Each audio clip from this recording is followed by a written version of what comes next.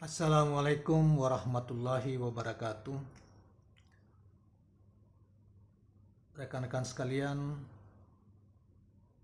moga-moga kita selalu dalam lindungan Allah, Tuhan semesta alam.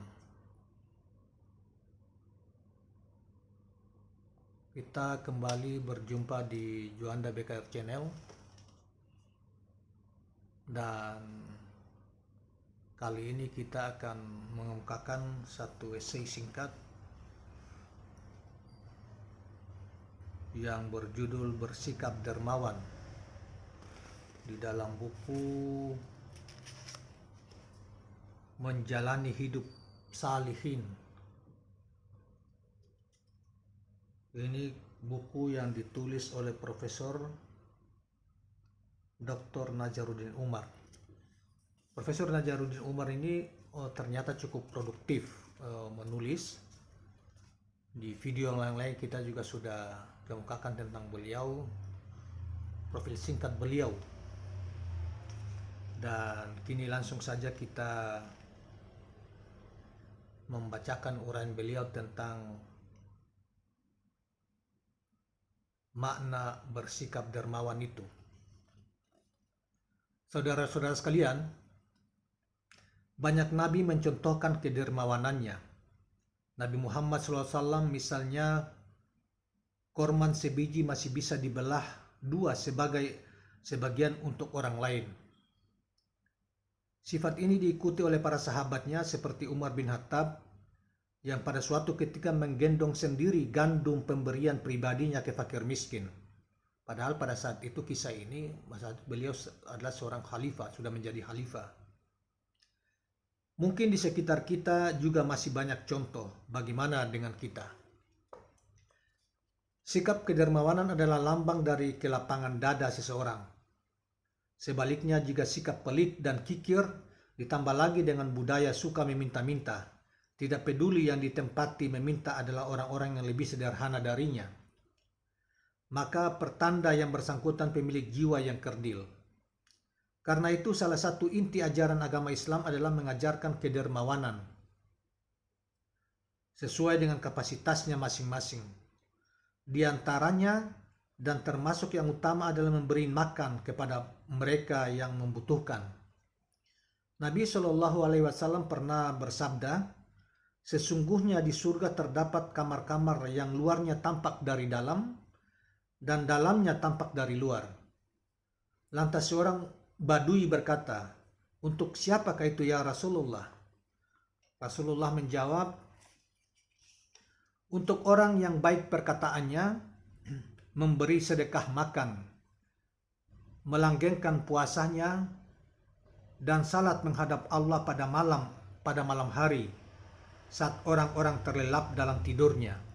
Hadis riwayat At-Tirmizi. Kata atamat at-ta'am dalam hadis di atas maksudnya adalah memberi makan kepada orang fakir, miskin, tetangga, dan tamu yang berkunjung ke rumah. Di dalam kitab Fathul Bari, syarah kitab Sahih Al-Bukhari karya Ibnu Hajar Al-Asqalani, mengutip pendapat Ibnu At-Tin, bahwa hadis ini mengisyaratkan bahwa orang mukmin yang memiliki sifat-sifat di atas, termasuk diantaranya adalah kedermawanan, derajat di surga sejajar dengan kalangan para nabi. Dalam bahasa Arab, kedermawanan adalah futuwah, yang artinya mirip dengan kemurahan hati. Futuwah juga berarti mensucikan, bermurah hati, dan memenuhi janji. Ada juga yang mengatakan futuwah berarti engkau tidak melakukan sesuatu karena adanya kehormatan dan kedudukannya. Kedermawanan dan kemurahan hati, keduanya sama-sama mensucikan diri dan harta. Kedermawanan pada hakikatnya berorientasi pada pemecahan persoalan keumatan dan kemasyarakatan, bukan kegiatan sosial yang mengharapkan pujian, kedudukan, kehormatan, dan pujian. Kalangan ulama juga ada yang mengartikan kedermawanan ialah seorang hamba yang selalu peduli terhadap urusan orang. Saya ulangi, seorang hamba yang selalu peduli terhadap urusan orang lain, sebagaimana dinyatakan dalam hadis Nabi SAW, Allah senantiasa menolong seorang hamba selama hamba itu menolong terhadap sesama saudaranya. Hadis riwayat Muslim. Menolong atau aun di dalam hadis ini memiliki makna yang luas. Ia bisa berarti menolong saudara semuslim dengan menutupi aibnya, atau dalam bahasa hadisnya setara musliman, satara musliman. Bisa juga menolong saudara di sini memiliki arti meringankan bebannya, atau dalam bahasa hadisnya adalah nafasa kurbatan.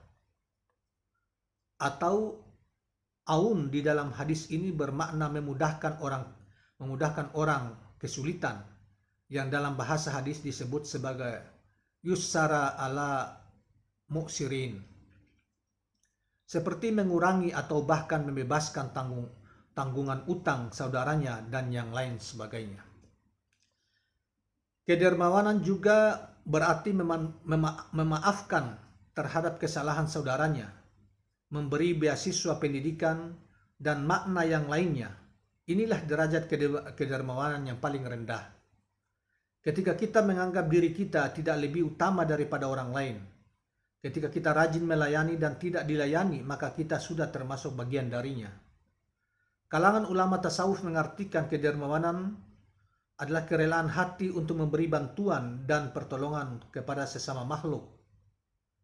Tidak hanya terbatas pada manusia, melainkan juga makhluk lain, termasuk hewan dan tumbuh-tumbuhan, bahkan benda mati, karena bagi mereka dalam kamus Tuhan tidak ada benda mati, semua beribadah dan bertasbih kepada Allah Subhanahu wa Ta'ala. Ada juga yang mengatakan kedermawanan adalah menampakkan kenikmatan dan menyembunyikan cobaan. Sebesar apapun cobaan itu, kedermawanan juga berarti meninggalkan apa yang engkau inginkan demi yang engkau takuti. Kedermawanan mengingatkan kita kepada pesan surat Al-Maun yang intinya menghubungkan antara ibadah mahdah seperti salat yang harus berbanding lurus dengan ibadah-ibadah sosial seperti membebaskan kesulitan hidup terhadap anak-anak yatim dan fakir miskin. Selama kita belum merasa prihatin dan ikut serta mengambil bagian dari upaya pembebasan dari kesulitan hidup anak-anak yatim dan fakir miskin, maka selama itu kita masih disebut orang beragama secara kamuflase dan tentu saja belum bisa disebut pemilik jiwa kedermawanan. Ulama mengatakan sumber kedermawanan adalah keimanan. Oleh karena itu Allah menamai Ashab Al-Kahf dengan fityah ketika mereka beriman kepada Tuhan mereka. Hal ini ditegaskan dalam Al-Quran yang artinya sesungguhnya mereka itu adalah pemuda-pemuda yang beriman kepada Tuhan mereka. Surah Al-Kahf ayat 13. Ada juga yang mengatakan sesungguhnya mereka dinamakan fityah karena mereka beriman kepada Allah tanpa perantara. Imam Al-Junaid Al-Baghdadi mengatakan futuwah dapat ditemukan di Sam, kefasihan bahasa di Irak, dan kejujuran di Khurasan. Kemudian ketahuilah bahwa kebebasan itu lebih mulia daripada kejujuran, dan futuwah lebih utama lagi daripada keduanya, kebebasan dan kejujuran. Kedermawanan ini dalam Islam ditradisikan melalui kewajiban zakat, kewajiban mengeluarkan zakat, bersedekah, berinfak, hibah, wakaf, dan lainnya. Semua itu meskipun masih bersifat individual, tetapi juga semangat ini diubah menjadi gerakan masyarakat, maka akan memiliki dampak kemaslahatan yang luas. Sebab pada masa Nabi SAW, Islam memiliki pundi-pundi umat yang sangat banyak, seperti jariyah, lukatah, barang hilang, atau lukata atau barang hilang, ganimah, tanah tak bertuan, semua ini kemudian dikelola oleh Baitul Mal yang manfaatnya dikembalikan kepada masyarakat. Mari kita hidupkan semangat berbagi menjadi gerakan umat. Tidak hanya sedekah dari yang diwajibkan, tidak hanya sedekah dari yang diwajibkan agama seperti halnya zakat, maka kedermawanan sejatinya tidak sekadar memberi, tetapi juga menginspirasi orang lain untuk sedekah dan membangun ekonomi umat. Kedermawanan adalah semangat kasih sayang antara sesama dalam mencerminkan sifat Ar-Rahman Allah Subhanahu wa taala. Sehingga Nabi SAW bersabda, orang-orang yang penuh kasih sayang pada sesamanya akan mendapatkan kasih sayang Zat yang Maha Penyayang. Sayangilah penduduk bumi, maka kalian akan disayangi penduduk langit. Hadis riwayat At-Tirmidzi. Saudara sekalian, inilah uraian beliau tentang makna kedermawanan di dalam buku yang kita sudah sebutkan, ya, bukunya yang ditulis sendiri yang berjudul Menjalani Hidup Salihin yang ditulis oleh Profesor Dr. Nazaruddin Umar MA. Saudara-saudara sekalian, demikianlah uraian dari beliau, dan sebelum mengakhiri video ini, jangan lupa tekan tombol subscribe, like, and comment di channel ini. Terima kasih. Assalamualaikum warahmatullahi wabarakatuh.